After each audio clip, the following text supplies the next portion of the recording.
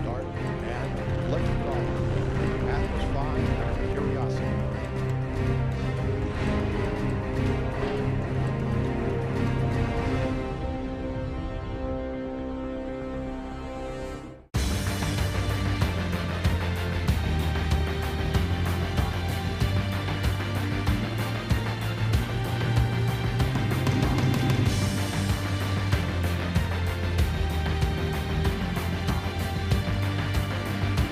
Mars is back in the spotlight as NASA once again focuses on unraveling the mysteries of the red planet, this time with a new rover called Curiosity.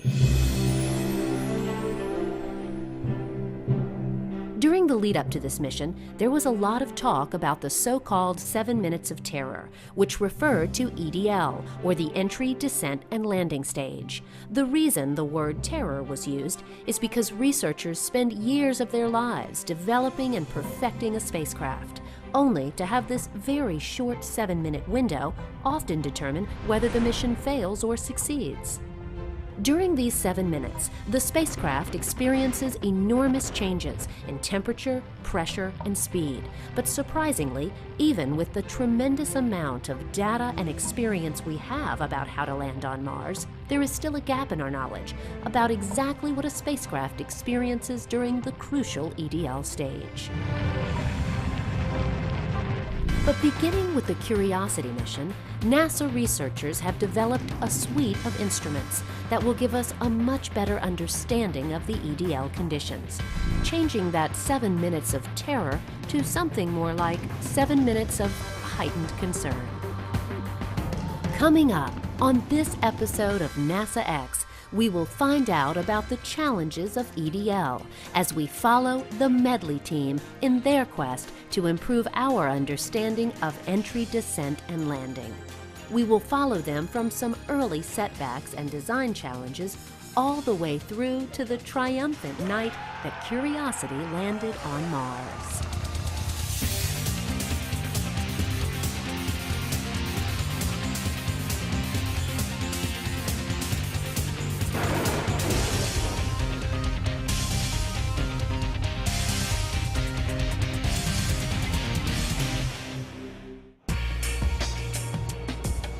In this small clean room at NASA Langley, researchers are lovingly and carefully putting the finishing touches on this device that is part of Medley, or the Mars Science Laboratory Entry, Descent, and Landing Instrumentation. This very device will eventually meet a fiery end, more than 350 million miles away on the surface of Mars. For most of us, the idea of our hard work ending up battered and destroyed so far from home wouldn't sit well. But this team is okay with the end result, because once Medley completes its job, our knowledge of how to land on Mars will have increased dramatically.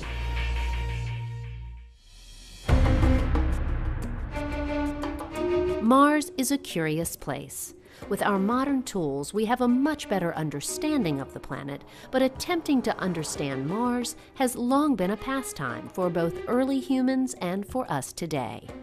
Observers from around the world have long viewed it with awe, seeing its red color as being both ominous and also a symbol of strength. The name we use today for Mars comes from the Roman god of battle, but the Romans were not the only culture who noticed Mars. Ancient Egyptian observers admired the planet so much that today's capital, Cairo, comes from the ancient Arabic word for Mars, Al-Kahira. Most early cultures considered Mars to be aggressive or evil due to its red color. And each mission we've sent to Mars has done little to dispel this perception. In addition to its cold and barren landscape, it is incredibly difficult to safely land spacecraft there. In fact, out of the first 41 missions to Mars, only 15 were successful.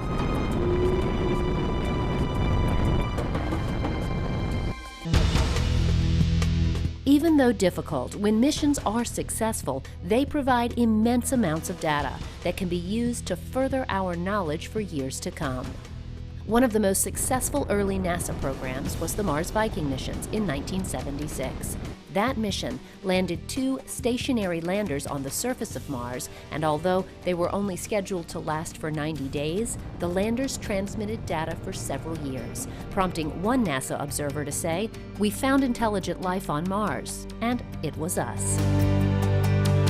Other missions followed, some successful, some not. But with each mission, our knowledge and experience delivering vehicles to Mars increased significantly. Building on both the successes and failures of the past, NASA decided to send the most complex and technologically advanced mission that had ever been sent to Mars, called the Mars Science Laboratory, or the Curiosity rover. The size of a small car, this rover has enough scientific firepower to unlock many of the mysteries of Mars in ways we could only have dreamed of a few years ago. But getting the Curiosity rover there would be tough. This vehicle is much bigger than anything we have ever tried to land on Mars before. The rovers and landers of the past were all relatively small, so with minimal changes, researchers could generally fit each new payload into a similar-shaped aeroshell and use an existing thermal protection system. Because these factors didn't change much, researchers had a known commodity and could plan accordingly. Curiosity is different. It is by far the largest and most capable rover to ever land on Mars, and researchers had to completely rewrite many of the How to Land on Mars books. We're limited by how large a vehicle we can put in the launch vehicle by the launch vehicle shroud. So those other vehicles flew on smaller rockets to save costs. They weren't taking as much mass, but they then were limited to a 2.65 heat shield. With MSL, we're flying the biggest one that we have to date, about 4.5 meters, and that's about as big as we can make it on any rocket we have. So this is a very large heat shield. Why does that matter? Well, size matters on these heat shields because the larger the heat shield is, the more drag it produces, and that drag force is what slows you down. So the more drag you have, actually the more mass you can put in it. And so we're taking the biggest thing we've ever taken to Mars. It's like a car. It's a metric ton, 2,200 pounds, basically, of vehicle that we're going to land. And so we needed that big heat shield to be able to slow us down to get to the surface. To get to the surface safely, researchers had to develop a completely new aeroshell, new thermal protection systems, new sky crane landing sequence, and so much more, leading to a lot of uncertainty in the research community. Because the entry into the atmosphere, the descent to the ground, and the all-important landing are some of the most important elements to safely getting any vehicle to Mars, especially one that is much larger than previous vehicles, there has been a big push to better understand the specific conditions that the vehicle will face when entering the Martian atmosphere. The Mars atmosphere is, too thick to ignore and too thin to really help you out too much. And that's why landing on Mars is so challenging. The pressure differences and the density differences, along with the chemistry differences. The Mars atmosphere is mostly carbon dioxide as opposed to our nitrogen and oxygen atmosphere here on Earth, that it's really difficult to simulate and it's difficult to test in, nearly impossible. So we do different tests in different facilities trying to piece together the story and validate our simulation. So if it works at this point and this is the model, then we think that the model will work over at this point, which is the real flight environment. But it's a very involved, complex process to design and ensure that a vehicle will perform as we think at Mars. So one of the challenges that we face is the lack of data on how vehicles perform in the Martian atmosphere. So that's one of the main problems. Been very little instrumentation on previous missions. Medley is the most complete instrumentation data set we'll have on an entry vehicle at Mars. For past missions, researchers would simply over-engineer pieces to make sure they worked as expected, which of course added weight and complexity to each mission. But as we begin to think about landing humans on Mars, we need to have more precise readings and understanding of the exact conditions spacecraft will face when they enter this alien environment.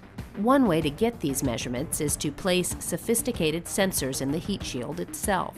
This sounds simple in theory, but it is in fact very difficult. To do this, NASA put together a highly skilled team of engineers to tackle this looming problem.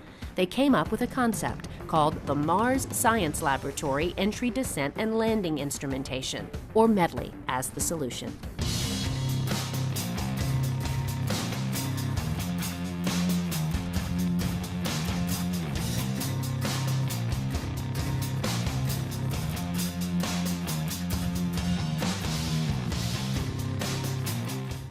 So MEDLI is a unique opportunity for us. We've been in the technical community wanting to instrument an entry vehicle for as long as I can remember, and finally all the stars aligned and we were able to do it. So we're pretty excited to be able to give this data set back to the engineers and the scientists. MEDLI is a series of sensors on the Mars Science Laboratory heat shield.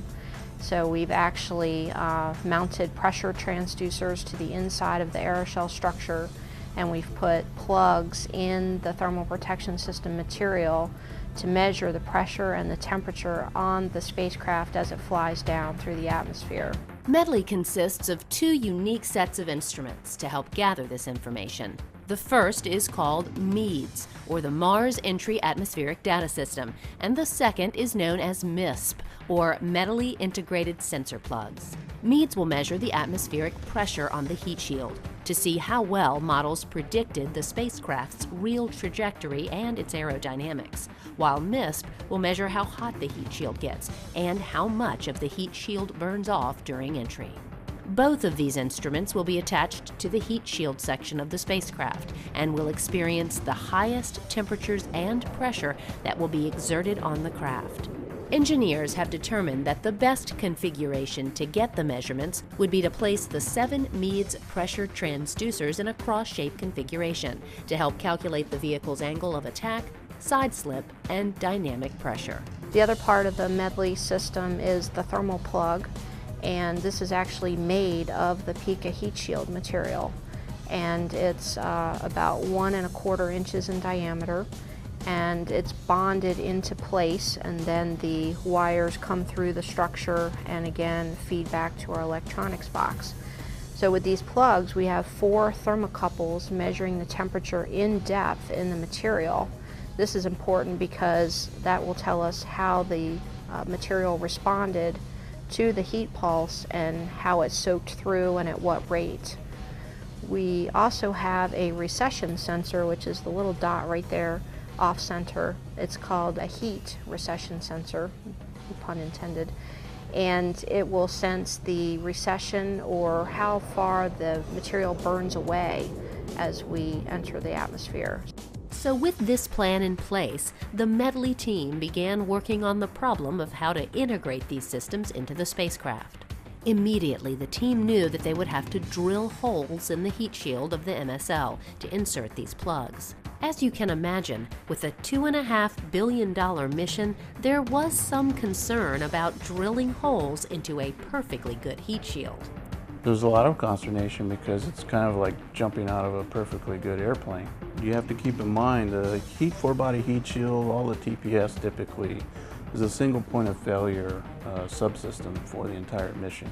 So taking a single point of failure subsystem and then putting holes in it gets people excited. And that was one of the ongoing challenges to this project was to demonstrate at every turn, under every experience, that the holes for making pressure measurements and the holes that we would have to make in to put the thermal plugs would be okay. It would be no threat to the project. And so we were very successful in doing that. With the go-ahead to begin, the testing phase soon followed. Of course, one of the main tools used in the initial testing were computer simulations. By the time of the launch, millions of simulations had been run to make sure everything would react as anticipated. With the computer data as a starting point, the next big step would be to test the sensors in environments that were as close to real world as possible. At the beginning of the process, it was determined that the heat shield would be made from the exact same material used for every Mars mission since the Viking landers. With this knowledge, the team began building the plugs and then placing them in a unique facility called an arc jet. This facility creates temperatures in excess of the temperatures that will be seen on Mars. After months of successful testing and data in hand, the team was ready. But then there was a problem. After some intense examination, it was determined that the material they were using may not be suitable for this mission, so a change would have to be made. The reason behind that was because the original material, and this is the example of that, it's called SLA 561V, it's a cork. And cork-based material with a lot of other soupy kind of elements in it, in a honeycomb matrix. That material was invented for the Viking program. And the Viking program was experiencing roughly 15 watts per square centimeter. The architecture of how that mission got to the surface of Mars was completely different than MSL's, in that they went to orbit around Mars and then gently went down to the surface, whereas MSL did it in one single shot from the 13,000 miles per hour, then back down to the surface. So further calculations and experience showed us that there was a shear flow that was happening because of turbulent flow was also being predicted. And when we used the best capability that we had for ground testing, this material actually just dissipated and went away in ground tests. So then very quickly, the heat shield for MSL became the #1 threat to the entire mission. With the mission hanging in the balance, the team changed to a new heat shield material called PICA, or phenolic impregnated carbon ablator. This material had only been used once before on the Stardust mission, but it had worked phenomenally well. With this new material in hand, the team started the testing process all over again. More arc jet testing was ordered, and the material passed with flying colors. This is a fairly light material. This is about, the density would be about 1/10 of a ceramic material, even much lower than a metallic heat shield. So this has a pretty high temperature capability. This can go several thousand degrees, and there is no melting, it's just sublimes.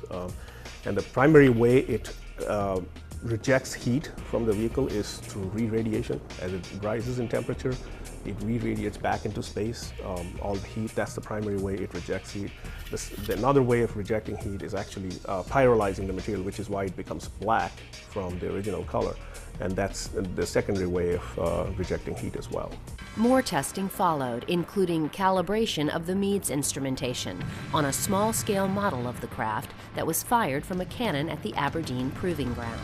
That test also came back in the affirmative. So with all the data in hand, it was now time to begin drilling the holes in the heat shield and placing the instruments on board. Once the metally device was installed, the heat shield was attached to the vehicle and in short order would soon be on its way to Mars.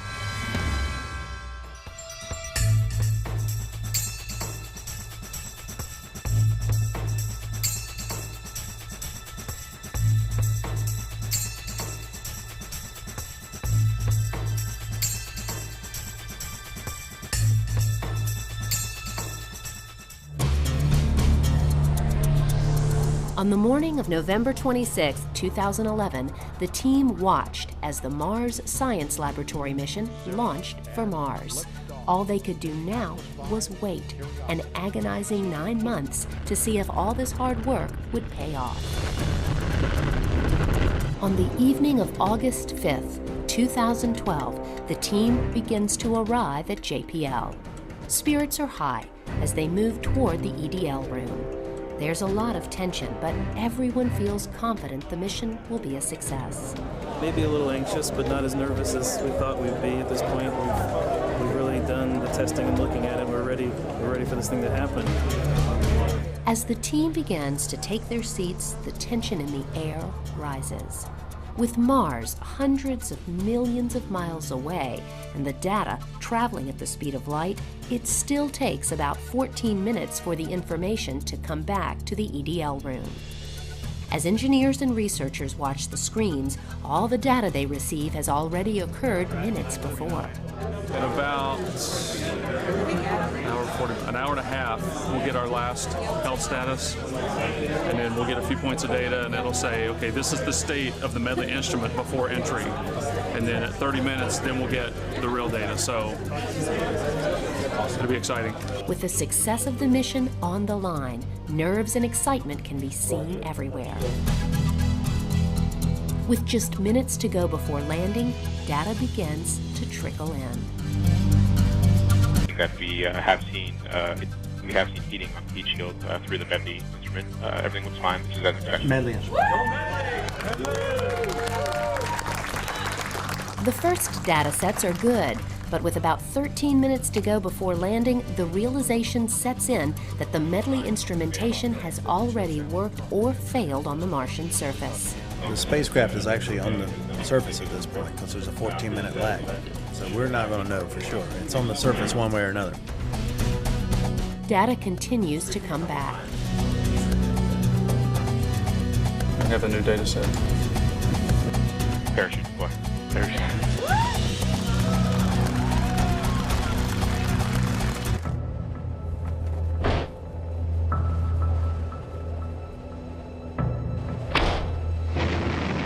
We are in powered flight.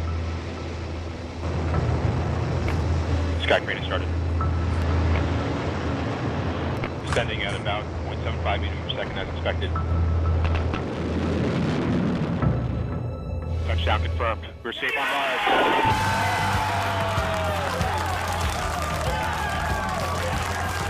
You know, we was performing nominally the whole way through as near as we could tell.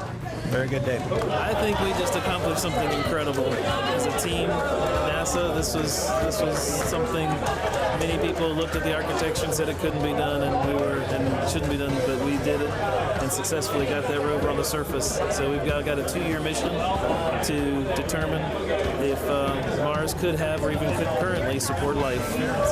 You guys got it there, and now it's a wealth of data for us.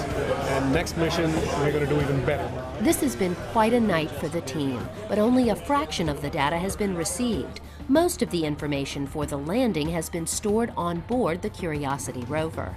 The Medley team will receive all the data over the following few weeks. Everything went flawlessly. We got our data back. It's clean. We saw the sensor performed according to expectation.